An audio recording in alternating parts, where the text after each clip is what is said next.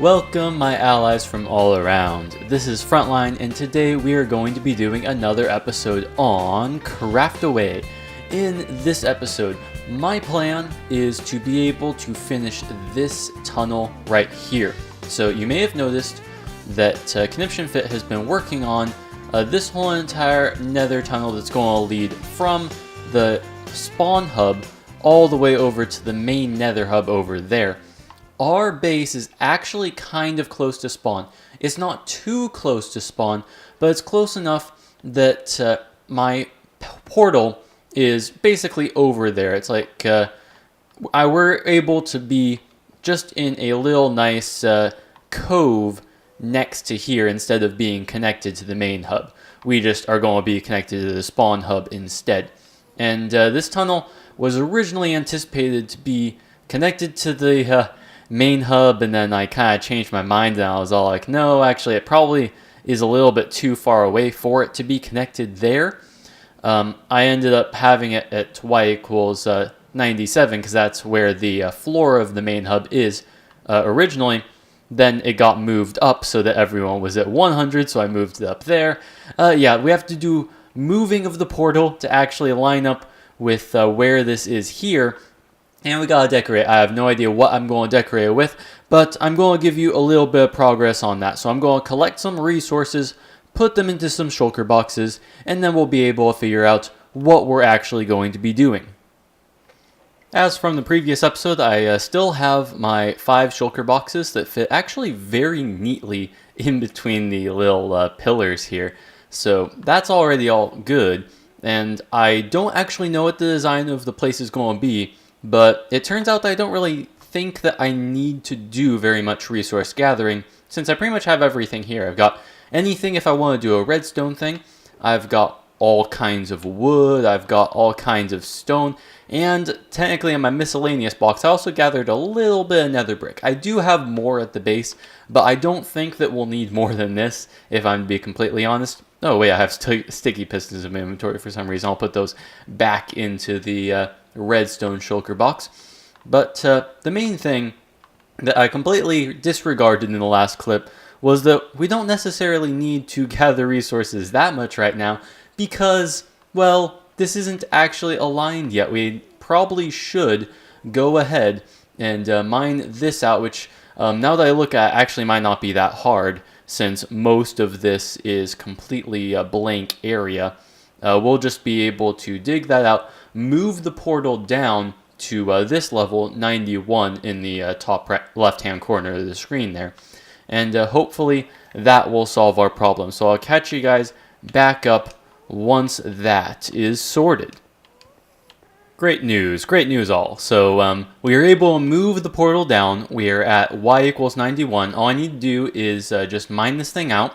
But the reason I'm recording this soon is I forgot flint and steel, and that's kind of a problem if I'm to be completely honest. Like, it's not that big of a problem because there's other nether portals inside of the nether, but the fact that I broke away the only portal to my base that is supposed to be able to allow me to access my storage system is now gone, and I have to go through Spawn Town to be able to get my flint and steel. I mean, I probably could just get a flint and steel, like craft it somewhere anyway, but I don't want to do that. It's like I feel like I've crafted like 3 or 4 flint and steels already. All of them have been used like a few times. Oh wait, I have an idea.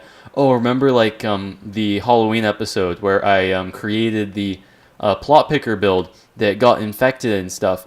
That one had a flint and steel that has been used very few times, so I don't actually have to go to my base.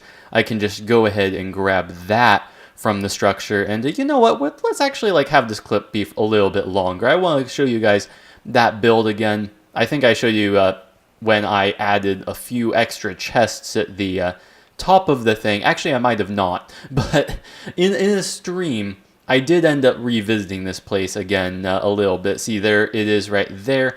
It's a little bit more broken away than this style over here. Also utilizes a little bit more stone at the bottom. You can see that it's like actually has more of a basement area And if you go up the stairs, this is the actual main building. So here we are. We actually can have our nice little flint and steel. And hopefully now we should be able to make our way back into the Nether, get back to our base, and just put that whole entire ordeal behind us, because I don't necessarily... it was a dumb decision of mine to go ahead and break away that portal without already having... or without having gotten a flint and steel beforehand. Why do people keep like renaming the animals around here? It's like I was just going ahead to this portal because it's closer than the main one over there. And it's like that pig was renamed. Are any of the other ones renamed, or is it just that Racecrafter decided to just name one pig and just like say that he's a good builder? I mean, I really was hoping that there would be more animals around here that are renamed, but it seems like it's not. I mean, I'll keep searching just a little bit here just to see if I'm wrong and that maybe one of these horses is like named something or whatever. But yeah, that's apparently just something that's been going on the server, which is, oh, here it is. Sunfire SG really helps us all. And he also breaks the server a lot, so, you know, gotta keep that in mind too. But nonetheless, let's just check this horse out. Now, I think those are the only two that have been scattered around here. And I guess no one has fixed the Spawn Town gazebo. That's interesting. A dragon, if you didn't see, pillaged this area earlier, destroying every block it comes into contact with. Because if you don't know, that is a feature.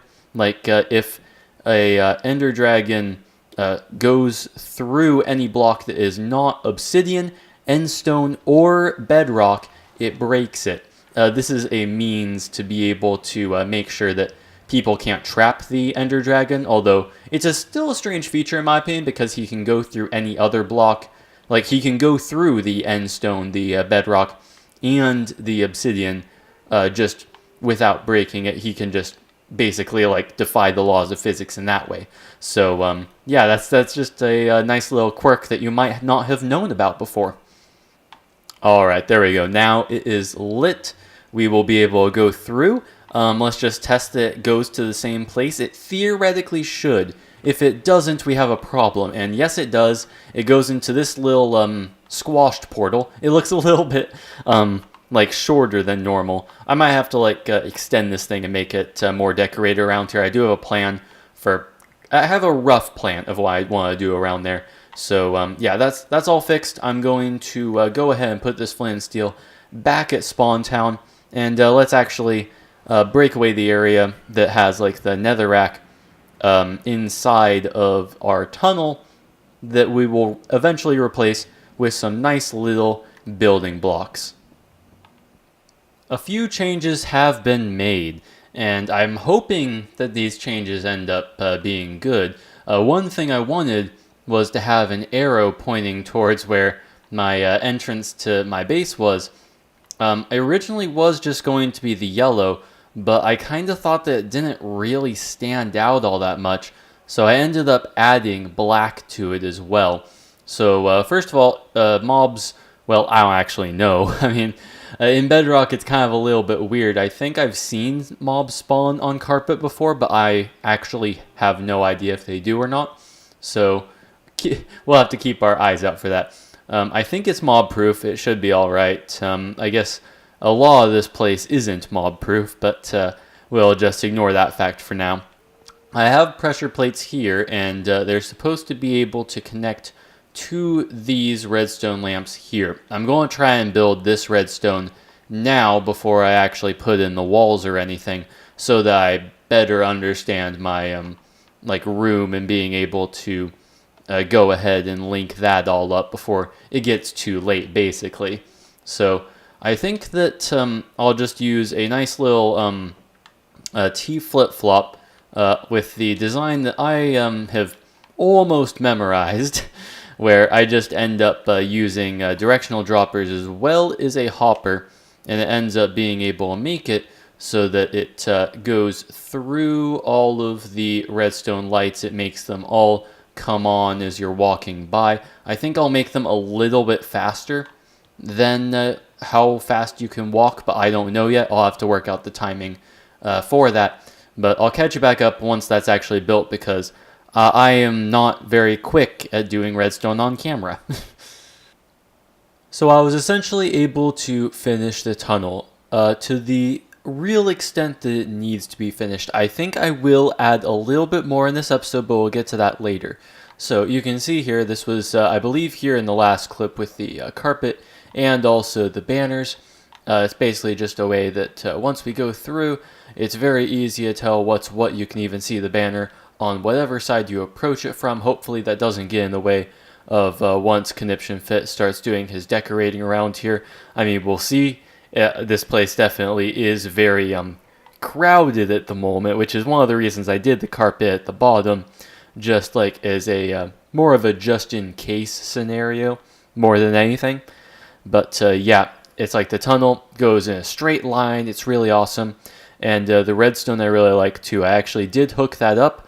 Like I said I was going to. I believe I actually said that in the last clip. Maybe it was one clip before that. But nonetheless, we just go over the pressure plates. The lamps start coming on. And it's like it is a little bit faster than us. I really like that.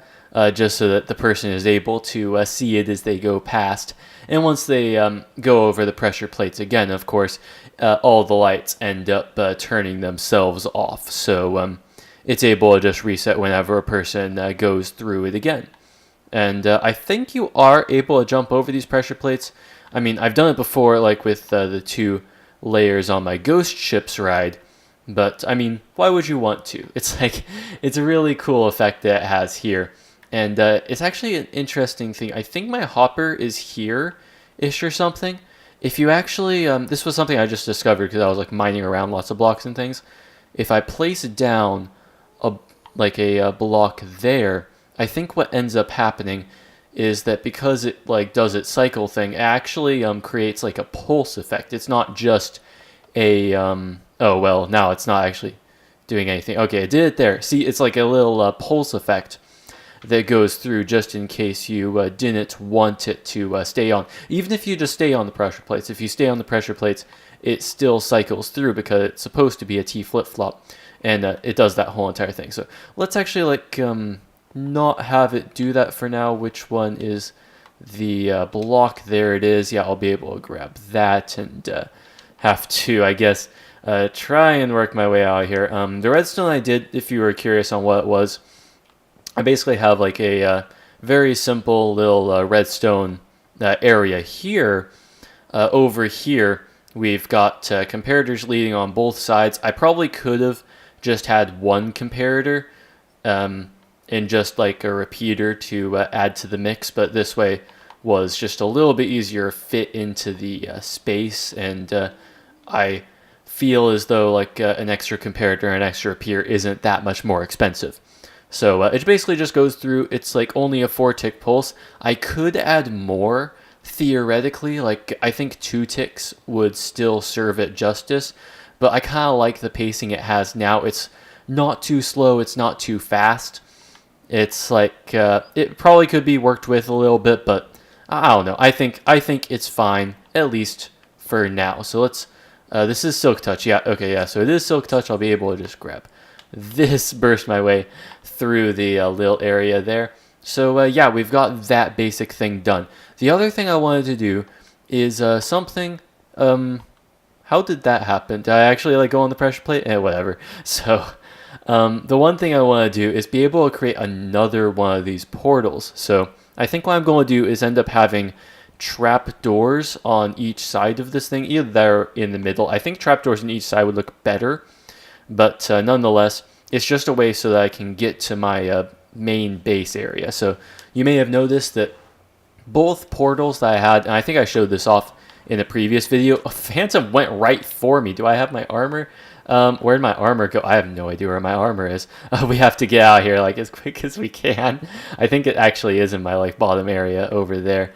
But yeah, so we are led to that portal behind me. I'm not going to look at it or point at it because I kind of want to get out of here as quick as possible. And all right, now we're safe. Now I can eat and heal up. And yeah, anyway, we were able to like be dumped off at that portal over there. the portal down here in my main base area. I still gotta fill in this water. This was like when I was doing the water elevator for that. But my main base area here that I've been like doing a lot of smelting in recently. Actually, I've been trying to like smelt up some of like the nether rack into nether brick. But this portal here, the main one, is like a really quick way so that I can like get to the nether without having to go all the way up there.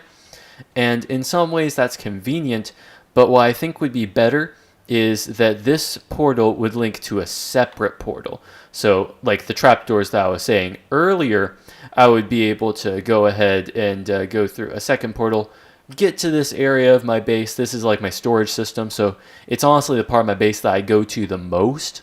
So that way, like by having it link here, I am going to save a lot of time in all of my future projects. So let's go ahead and do that now, and I will show you guys all the progress, and hopefully at that point I'll actually put on some clothes. But yeah, I'll see you there. Alright, so on both sides we do have our nice little trapdoors. I have added them. They're dark oak, I think, is the best one that fits in with here.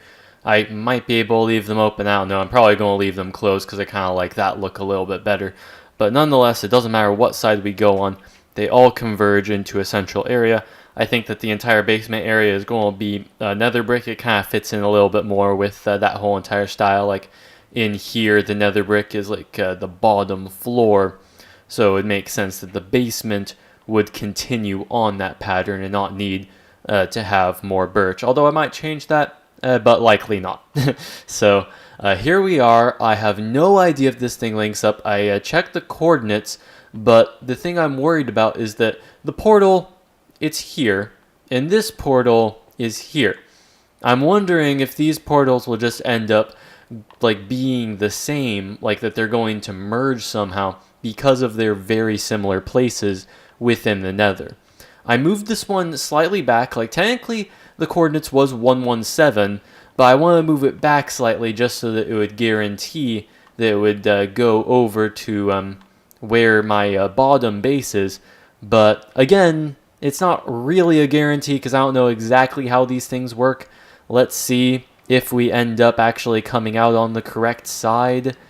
Well, so far I think we're good. Yeah, we are in the correct place. Got our nice little furnace array assortment thing here. Do we end up on the same place? Well, it doesn't matter if we actually end up on the top one. The top one's actually more convenient to be in, but yeah, it doesn't matter. I can still end up going on top here anyway. Does this one still lead me into the forest? I want it to lead me into the forest. Okay, it looks like it is. There's the phantom that tried to attack me earlier. Ha ha ha. And apparently I still don't have armor on, so I'm going to get that here very shortly.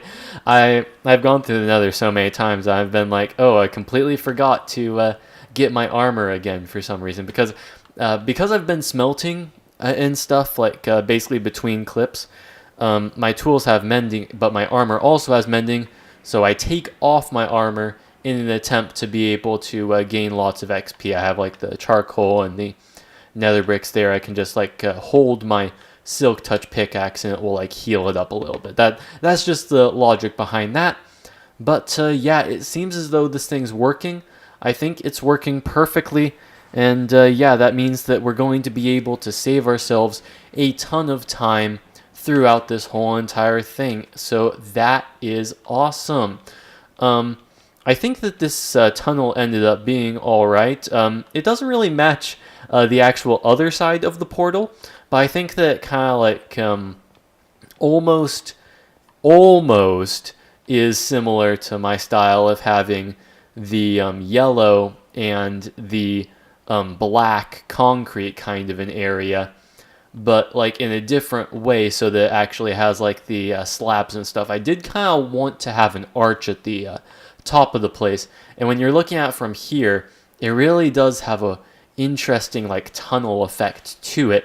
And the part that I really love is like the redstone. It just like having it light up as you're like running through the tunnel, it just makes it like seem a lot more high tech. So I'm going to do that, and it's like we're just able to kind of go through at full speed. It'll just go on through. I still didn't change the timings, if you're wondering from the last clip. That's just going to be the same. But yeah, I believe that is going to be all for this episode. I'm not going to go through the portal just because you guys are going to be all dizzy and stuff. I still didn't grab my armor. I didn't notice that again. I just feel free. I feel free, so why would I try to restrict myself by putting on things that make me feel uncomfortable? So yeah, that's an interesting way to end the episode, but I guess that is how I'm going to be ending the episode. I would promise that this video would go on forever, but that would be a lie. Subscribe to the channel for more content like this, and be sure to leave me a comment on what you think of this video and of the tunnel. But until next time, this has been Frontline, and I will see you guys all later. Bye.